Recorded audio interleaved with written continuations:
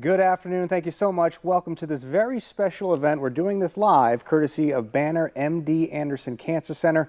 All right, lung cancer is the most common type of cancer among men and women in the United States. So whether you are a current patient, friend, or family member of a patient, or interested in learning more about the patient journey, today's interactive event will help empower you with the latest information regarding lung cancer diagnosis and treatment, as well as give you a better understanding of Banner MD Anderson Cancer Center's philosophy of care when it comes to lung cancer. And we are so thrilled. Today, we have some of the top minds in the field joining us, Doctors Albert Kuo, Archon Shah, and Walter Wakwe will all be with us. It's so powerful to have them all in the room at the same time, so we're going to have them all together with us. I do want to go over some quick housekeeping items.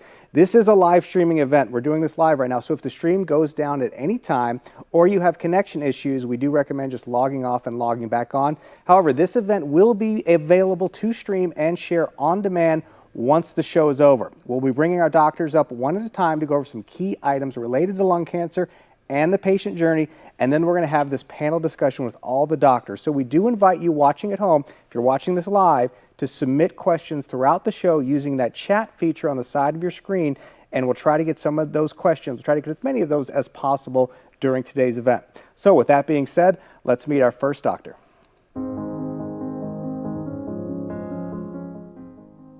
My name is Walter Wakwe, and I'm a thoracic surgeon at Banner Health. At a young age, I've always been drawn to fields of service. However, the deciding factor for me was undergoing a family tragedy.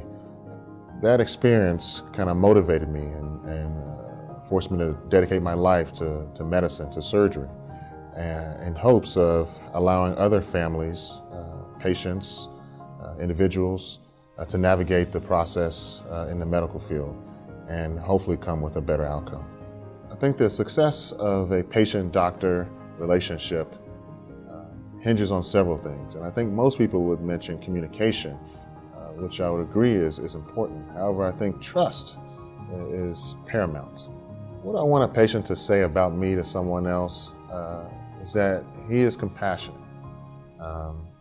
He's smart, energetic, and then ultimately, I want them to say that he's a great surgeon and I trust him.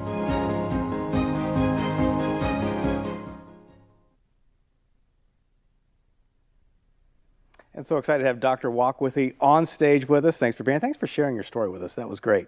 No problem. Thank now, you. I do want to mention, like we said at the top of the show, we have a graphic here. Lung cancer is the most common cancer among men and women in the United States. We're talking about over 200,000 people each year diagnosed. And as you can see there, in most cases, lung cancer is tied to tobacco use, with over 87% of cases tied to cigarette, cigar, and or pipe use. So let's talk more about the overall state of cancer and stages. We hear all the time about stages. Can you break down what those stages are for us? No, thank you. And before I get there, I want to actually highlight the framework of what we're dealing with as far as lung cancer. It is actually the most common cancer worldwide. In the United States, it's actually the second most common cancer. However, it is actually the leading cause of cancer death. And if you think about it, lung cancer deaths really are greater than the combined total of colon cancer, breast cancer, and prostate cancer, which is very, very significant. Now, when you're talking about lung cancer, after one is diagnosed, at that point you want to get to a stage. Really what that means is how advanced is it? How far has it spread? And that ultimately determines the treatment process for the patient. Stages can be anywhere from stage 0 to stage 4. Stage 0 meaning non-invasive cancer. Stage 4 meaning more metastatic cancer, that it's spread distantly to other sites. When you talk about the 5-year survival, which is kind of how oftentimes this is referred to in determining the prognosis or the outlook for the patient, stage 1 cancers have a 5-year survival anywhere from 70 to 90%. Stage 2 cancers, some would say about 55 to 65%. And stage 3 cancers, anywhere about 15 to 45%. Unfortunately, stage 4 cancers are between 0 and 10%. The overall survival for all comers with lung cancer some would say is around 20 to 25%, which tells you that we're finding these things or we're diagnosing these things at a very, very late stage. Okay, we're going to talk more about diagnosing and treatment a little bit later in the show, but how about some of the other risk factors? We did talk about tobacco use. What are some other risk factors? No, good question. Yeah, tobacco smoking is a significant risk factor, and as you mentioned, over 80% of lung cancer is associated with smoking use. But there are some other risk factors, and they can include secondhand smoke. And to what degree does that cause lung cancer? That can be determined with the extent and the level of involvement with secondhand smoking. Radon exposure, which is an invincible radioactive gas, that's also been referred to as the second leading cause of lung cancer, particularly in non-smokers. There's asbestos exposure. There's previous radiation therapy, particularly for patients who've had a mastectomy and have needed chest wall radiation, or patients with lymphoma that needed mediastinal chest radiation. And there's also actually personal or family history of cancer. Particularly, this is important for patients who have been diagnosed at a younger age. Oftentimes, these are caused by genetic mutations, or maybe even environmental exposures in a shared situation. So there's several factors, not just tobacco smoking, but there are others that can contribute as well too. All right, I want to move the conversation along now. We're going to talk more about screening, so let's meet our next doctor. Archan Shah, Interventional Pulmonology. I believe in teamwork, and partnering with my patients is key part of that, the patient being the captain of that ship. I believe also in educating my patients and their family members about their illness so they have clear expectations and we can understand the goals of care. Communication is key in any relationship.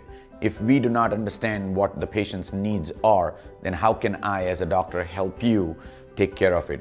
Hence, I go out of the way that every patient of mine goes home with a little diagram, a little information of what their illness is about and what they should expect or what we planned together from that visit so that we can continue striving in the same direction.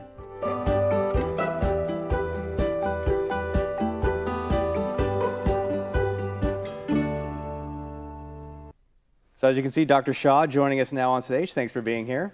Thank you for having me. All right, we're going to show another graphic because as we move into screening, Banner MD Anderson Cancer Center operates this comprehensive lung cancer screening program that centers on low-dose CT scans to check for the disease in individuals that are considered high risk. So Dr. Shah, I'm going to have you walk us through another graphic here, which really talks about like who should be screened. What's the criteria here? Can you walk us through what we're seeing on screen? That's a great question. So absolutely. Typically, lung cancer screening is a process of finding disease in patients who are asymptomatic.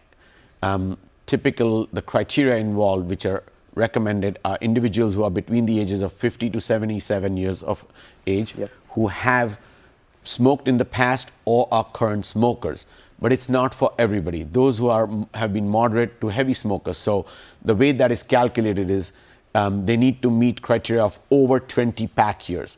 How do we understand that? The simplest way is to realize if an individual has smoked about an average of 1 pack a day and does that for 20 or more years, we just do the simple math of multiplying the number of years of smoking by the number of packs a day, and that's what comes out to be 20 pack years. So anybody who has smoked 20 pack years or more and has quit within the last 15 years or is a current smoker between the ages of 50 and 77 is eligible for lung cancer screening. So 1 pack a day for 20 years is the criteria. Or more. Or more, okay. And we said there are some risks and benefits too, you were mentioning. What are some of those risks and benefits to screening? So understand this, that we do screening to find disease which is not existent. Right.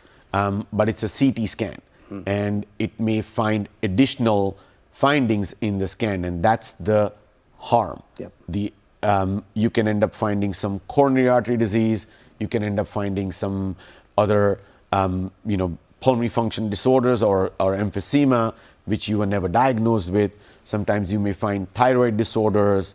So there are other findings which do not amount to a diagnosis of lung cancer or any other cancer, but may alert you one of the common things we also find is aneurysmal dilatation of the aorta. So these are the harms of finding other disorders. Second harm is the consideration or the risk of getting exposed to radiation over the years, repeated radiation exposure. And that's why the key in lung cancer screening is a lower dose of CT scan generated radiation. Thereby, you are not at risk of getting significant radiation exposure. Like Dr. Walkway mentioned earlier about radiation exposure leading to formation of or development of lung cancer, but that's a much higher treatment dose of radiation, not with a low dose CT scan. Got it. And I do want to mention, as we're talking about CT or the screening process and going over some of that criteria, if you are watching this live and you do have questions, please feel free to use that chat feature. We'll try to get to some of those questions regarding screening during our panel, but also that you need a doctor's order, right, to get the screening. I know we'll talk more about that, but it's an order you need from your primary care physician. That is correct. You can get an order. Typically, it's encouraged to discuss it with your primary care physician because screening is something which is a forte of every primary care physician, whether it comes to breast cancer screening, cervical cancer screening, prostate cancer screening, or even other chronic conditions, diabetes screening, hypertension screening. So that's why screening typically is in the forte of your primary care physician, which you have a long established relationship with. Last question before we bring Dr. Kuo up. You were telling me when we were having our pre-interview discussion that, you know, Arizona is on the lower end when it comes to high-risk people getting screened. And I can see from your reaction this bothers you. It does. Yeah. It does. It is extremely disappointing and frustrating to see this. Arizona is not amongst the states which has a lower prevalence or lower incidence of smokers or former smokers. We actually are more towards the median measurement when it was estimated back in 2019 with a survey of only over 7,000 people. So we end up showing that 14% of our population, just if we extrapolate from that survey, we have smokers. Yet Arizona, which has had approved lung cancer screening right from the get-go when USPS task force and the CMS and the Medicare and Medicaid approved it, we remain in the bottom 10 of the states which does lung cancer screening. Nationwide itself, it is low, the utilization of lung cancer screening, but even amongst that low rate, we are amongst the bottom 10, which is very disappointing for a state which is so populated. So it's important for us to get the word out, get people screened, and go through the proper channels. Absolutely. Yep. All right, we're going to get into diagnosis and treatment now, but before we do, I want to introduce our final doctor joining us on stage, Albert Kuo. Albert Kuo, thoracic surgery. I went to surgery because I like the mental challenge of figuring out what's wrong with patients, but I also like the immediate physical ability to do something with my hands to treat them and fix the problems that I see. I really believe that a strong doctor-patient relationship revolves around communication and trust. It's important that the patients communicate and we spend time with them so they understand their disease, understand the treatment options, and be involved in the treatment decision. It's also important for us to communicate with the other doctors on their team to make sure the doctors all agree that this is the best treatment option for that patient and the treatment option the patient wants.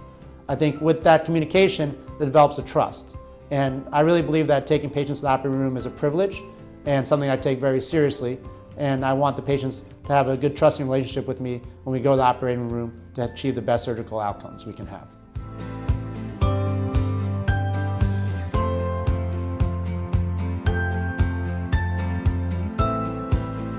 As you can see, Dr. Kuo is joining us on stage right now. And I have to point out, like, this is rare, right? To have all of you guys together in one space at one time. It is rare for us also. That's what I'm saying. That is awesome for us to be able to have this discussion. So I do want to focus again on sort of the diagnosing and treatment process. Now, what does that look like? Because we talked about the state of lung cancer, we talked about screening, and now we're talking about diagnosing and treating. Yeah, I think first thing is once you have something that's suspicious, it's important to find a healthcare provider that specializes in lung cancer and try to work through all the options. Now, it's true, there's 96% of all nodules we find are not lung cancer. So most of them are not lung cancer, but 4% of them will be. And those 4%, you want to have a team of doctors that can work together at a cancer center like MD Anderson and try to expedite your care. Right now, we know the national average from diagnosis to treatment is over 5 months in the United States and over 11 months for minorities. And those numbers are crazy. To say that today we're going to find some lung cancer and don't worry, in April we'll treat it, nobody's going to stand for that. But the reason that happens is that lung cancer, unfortunately, and care in general in the United States is very fragmented. It's very linear. You go see one doctor, he orders one test, you go back to see that doctor, he sends you to another doctor. Instead, what we're trying to do at MD Anderson is get that 5 months down to 5 weeks by coordinating that care and making sure you have an advocate and somebody that really cares about you, can help you through the healthcare system and get you from diagnosis to treatment as soon as possible. And your comment where the three of us are here, we actually do see each other quite often, but we see each other in these forums where we talk about cancer patients, what the best treatment for those cancer patients are, and that happens almost on a daily basis. So you really want to find yourself a team of doctors that can help you through this journey, so you don't, everybody's going to be a little anxious when they have a lung nodule or they are diagnosed with lung cancer, but we don't want you to panic. We want you to know that you have a team of doctors that know what they're doing, that will try to find an individual care plan for you and try to work up the stage like Dr. Walkway said. So first find out, number one, what is it? Number two, has it spread? And number three, what are your treatment options that we can offer you? The lung cancer treatment is changing so rapidly. How is it changing? What are some of the advancements that maybe people aren't, up to speed on that, 20, 25 years ago, it's a much different process now? Oh, I would say that lung cancer is revolutionized. And even the last 5 years, the amount of advances we've made is incredible. The survival for lung cancer 5 years ago was 15%. Now it's in the mid-20s, and it's going to just keep going up and up and up. The keys of that are what we talk about here is early diagnosis. But the other things are advances in surgical treatment, which we represent, that right now only 8% of our patients go home on any narcotic pain meds. So it's not pain-free, but it's a lot less invasive. There's great advances in diagnosis. Dr. Shah leads a team that does an amazing job of diagnosis and working with other doctors called interventional radiologists to figure out what the best way is to figure out what the diagnosis is. And the staging in terms of figuring out has it spread is also, Dr. Shah does a procedure and his team does a procedure called endobronchial ultrasound, which has really revolutionized the way we find out if the cancer is spread. And then I would say on the radiation side, now we're able to give radiation without harming the skin and give different types of radiation, which has been advances in new machines and technology. And on the chemo and the immuno side, we've learned that the immune system plays a huge role in fighting cancer. And we've made great advances in not only targeted chemotherapy, meaning your cancer could have certain markers that we don't even have to give you IV chemo, we can give you oral chemo and kill that cancer and melt away. And we've learned how to rev up the immune system to help you fight up the cancer. So I am super excited. I think the next 5 years, the next 10 years, we'll see great strides in our treatment of lung cancer and make lung cancer a curable disease that people can live with and stay strong with. And I heard you mention the team approach, and I know we were just laughing about in person having you guys all together, but in your, even the pre-production call we had, you guys had tremendous rapport. Like you do work, it's amazing how you guys feed and work off of one another. And again, it's an obvious question, but you alluded to how important is it to have that team approach when you're going through this process as a patient? Well, I feel super lucky to be part of a great team. And really, the treatment of lung cancer is not one individual, one surgeon, one medical oncologist, one interventional pulmonologist. It's really a team. And that's what MD Anderson here offers you, is a team of doctors that all carry a different perspective in the treatment of lung cancer. So we can offer what is best for you and an individualized approach for your treatment of lung cancer. I think it's important that if you ever get diagnosed with lung cancer, I would say the first thing is everybody gets anxious. Surround yourself with a team of people that you trust. Get some friends that are going to advocate for you. And find a cancer center that's not one individual, but a team of individuals that treat the lung cancer together and work together to find you the best treatment. So we're going to take advantage of having you all on stage at one time. Now we are going to get into some questions, and we do have some live questions coming in from our audience, but also some pre-submitted questions, and already a question coming in. And anybody feel free to answer at any time, but we'll just try to keep the conversation going. What if I don't have a primary care doc? We talked a lot about that. What if I don't have a primary care? How does screening happen? So if you don't have a primary care, it is important to find a provider, and it's not written in any documents or mandated that it has to be a primary care physician only who can order a lung cancer screening. Essentially what is required is that if you meet the criteria, then you sit down with a provider who's going to discuss with you the benefits, the risks, the harms, what are the next steps from lung cancer screening. So you get an order for the lung cancer screening, and then once the screening is done, you need to ensure that it is followed up upon, and you move forward in that in the management of that. Okay. I also think that it's important to have a primary care doctor. As a middle-aged male, I feel invincible. I don't feel like I don't have any health problems, but I think as we go through colon cancer screening, prostate cancer screening, hypertension, diabetes, all those things, it's important to have somebody that really advocates and can help you navigate. The key to any disease is finding it early. If we can find it early, we can treat it before it has problems. And I think we can probably put a link at the bottom of this for Banner. Banner is one of the strengths of Banner is that they have a lot of primary care centers right in your neighborhood that you can make an appointment and go see somebody. So I would really encourage people to get a primary care doctor, even if you're feeling great and not, that's the time to get a primary care doctor. When you're feeling horrible or have a disease, that's not the time to establish a relationship with a primary care doctor. Let's be proactive about our health, not reactive. Right. And as we sit here doing this live, we've got Sierra and Sarah with us. We can put some of those links either in the chat or at the bottom of the descriptions, the ones that you're referring to. I do want to talk about smoking, and that's where we kind of started this segment, was talking about, the risk factors associated with smoking. Does quitting help, or is the damage already done? If we, what was it, a 20 pack a year? So, what's the? No, that's a very good question. What I usually tell patients is it's the cumulative effect. Okay. So it really depends on the degree and the extent of smoking. Overall, we know that the risk of cancer increases with the overall degree and the extent of smoking. As Dr. Shaw put it, pack years of smoking. If your pack years are higher, your risk of lung cancer increases. As it lower, your risk is lower. So does stopping smoking 20 years ago prevent you from having cancer? I would say no. But overall, your risk may be lower than someone else who is still smoking or someone else who has smoked longer. Okay. Yeah, I think the data. Go ahead. So good. I would also add to this that quitting smoking, and this has been studied in a prospective manner, that if you quit at the time of diagnosis or even during treatment, that definitely reduces the chances of relapse of the cancer. So staying quit is important no matter when you quit, or even if you decide to quit at the time, it's never too late.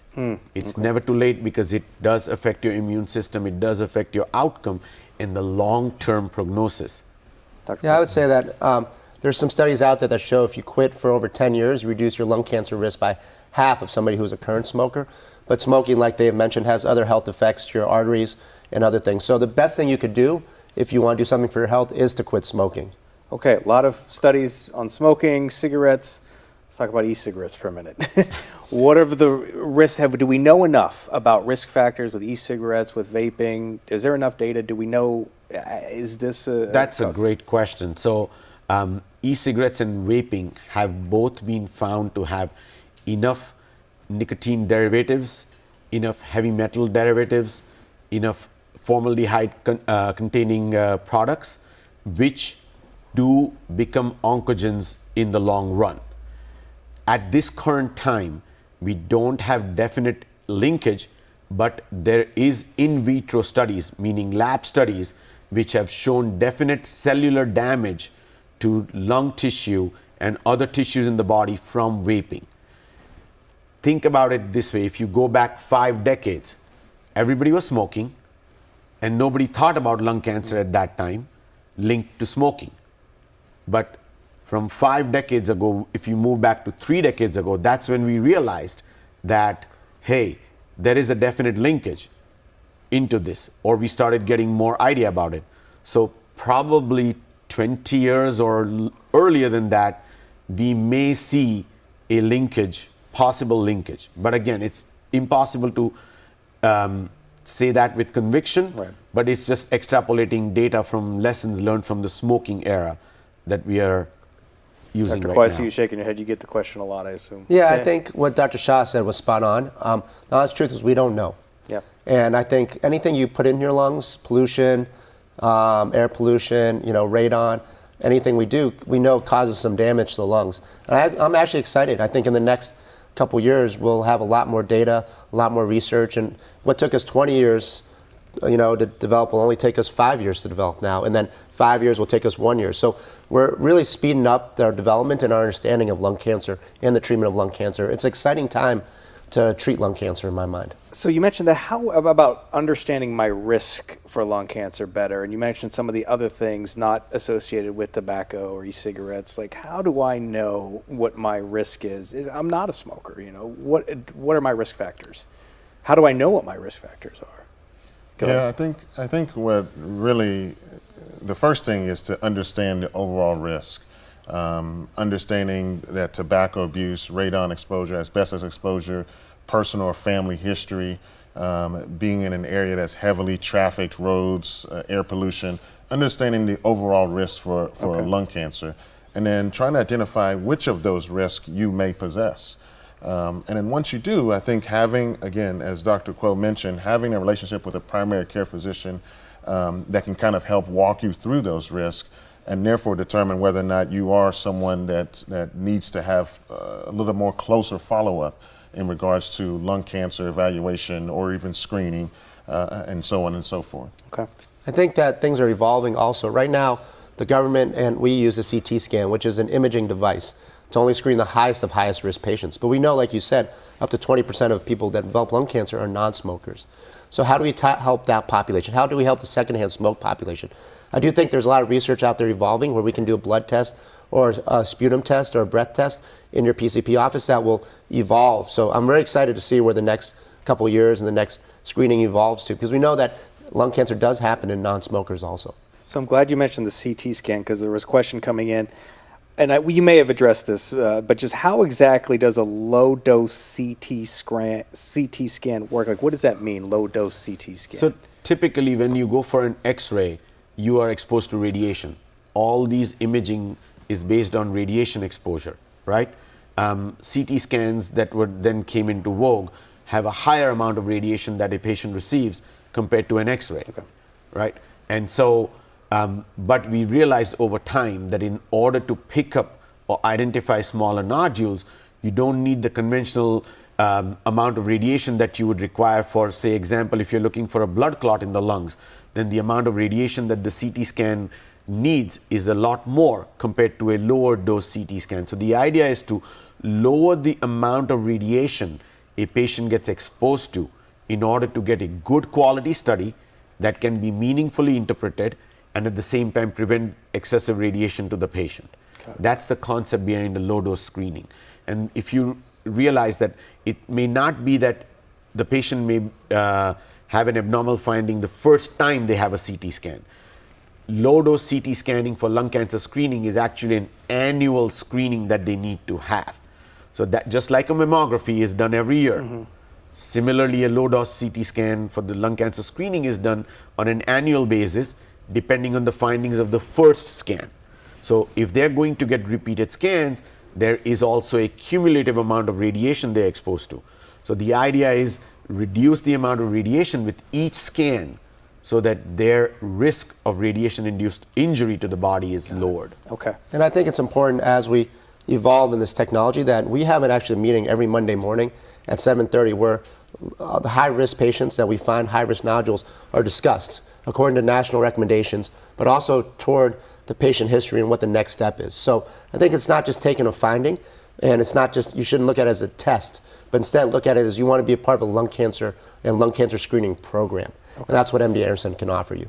So another question coming in, live question regarding secondhand smoke, and maybe if you guys can dispel some myths. You know, we've said before, we've heard like, oh, it's worse to be in a house with smoker than it is to actually be a smoker. What are some of those things that you can do to assess your risk if you're in a home with a smoker? That's a very good question. The concept is, if you are in a closed environment with a person who's heavily smoking, you are going to be exposed to a significant amount of secondhand smoke.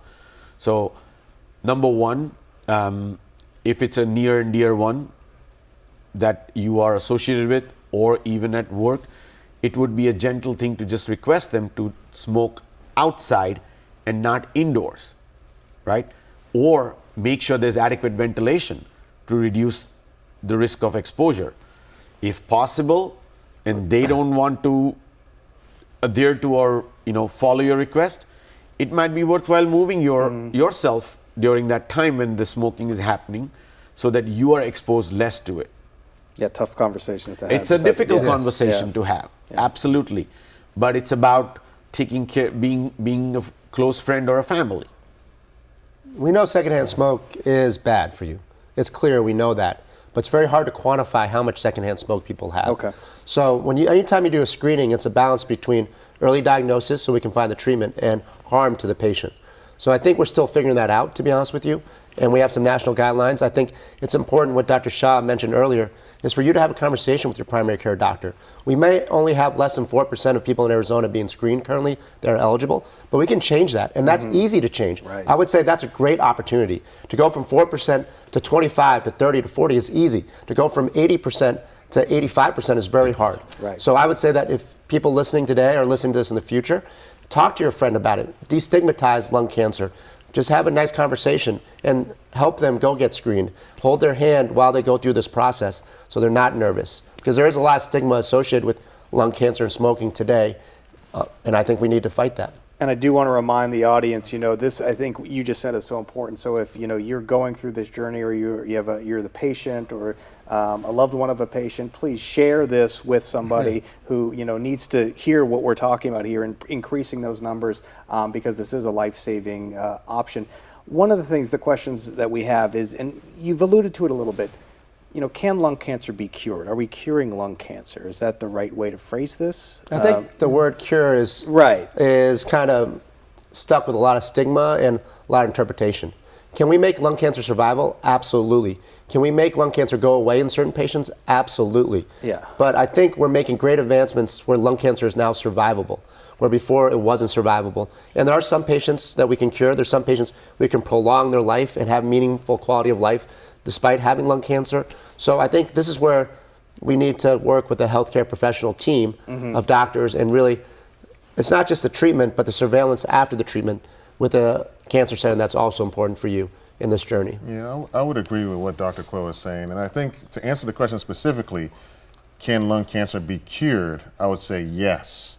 But that really depends on the stage. That depends on how advanced the tumor is. I think our whole goal here is to raise awareness about lung cancer screening so that we can diagnose these cancers at an earlier and earlier stage.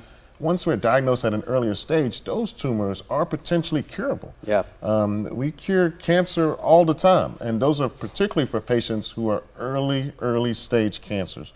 So that's the key here. We have to diagnose it early. We have to screen it, diagnose it early, and it can be cured. And it's worked in other countries. To be honest with you, right now, only 15% of lung cancer is found in an early stage. 85% or more is found at a late stage. Because by the time you have a cough, chest discomfort, and stuff like that, chest pain, it's usually advanced. But in places like Japan, where they've instituted lung cancer screening for everybody, they've been able to reduce their death rate from almost 85% to 15%. Wow. So we can make those dramatic changes. And I think that's what's exciting about lung cancer is that this is a disease that today we can make a difference. And when I retire, I can say we made a huge difference in the treatment of this disease and for millions of patients. And I think that's where the excitement of lung cancer really comes in.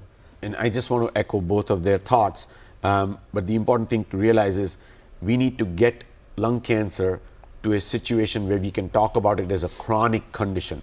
Just like we talk about diabetes as a chronic condition, hypertension as a chronic condition where people live on with it, and the idea is to prevent the complications that arise from it. So we catch it early, get them the appropriate treatment, and then improve their survival such that we just talk about it at every visit with them and make sure everything is going in the right direction and it's just another chronic condition to live with, right? Can we 100% prevent it? There's nothing that can be prevented 100%, but can we learn better and partner better to work with it such that we diagnose it early and manage it better, and in a teamed approach, take care of these patients over a much longer period of time. That's the aim, ultimately. I know we have some live questions coming in regarding locations, and I was told to just, reminder, you can go to Banner Health's website, bannerhealth.com. You can find locations there. Those links can also be put into the chat. We can put them in the description of the video afterwards as well. So plenty of opportunities to find a location that works for you. Before we wrap up, I do just kind of want to go around the room one more time, and because There's a level of enthusiasm and excitement I hear from you. It's, we're talking about lung cancer, but we're talking about optimistically where the treatment is going. And so, Dr. Walkley, I'll start with you and kind of go around the room. Just some final thoughts on where you see treatment going, diagnosing, just the overall state. We talked about it at the beginning of the show, but do you share Dr. Kuo's enthusiasm of where we need to be going when it comes to treating? Yeah, certainly. My hope and where I see us going is that we will continue the advancements and we will continue to increase the overall population that gets screened for lung cancer. Therefore, we can diagnose it sooner. Therefore, we can treat it sooner. Therefore, as Dr. Shaw mentioned, this becomes more of a chronic condition, things that someone can live with and survive with. That is my ultimate hope, and I do certainly share the passion of these two gentlemen. Quick question coming in. Insurance is always a question. Is the screening for lung cancer covered by Medicare? Absolutely. Back when this was approved by USPS task force, and I think Dr. Kuo may be somebody who was a big advocate when it started to get implemented. He actually represented Arizona at the state level, pushing forward for this to be covered by both Medicare and Medicaid. So CMS mandates that it is covered completely. That means the first CT scan should actually be without a single dollar copay or charge to the patient for lung cancer screening. And which is a big part of what we're just talking about. Absolutely. Dr. Shaw, your thoughts as we wrap up here, some closing thoughts, some great discussion, great perspective.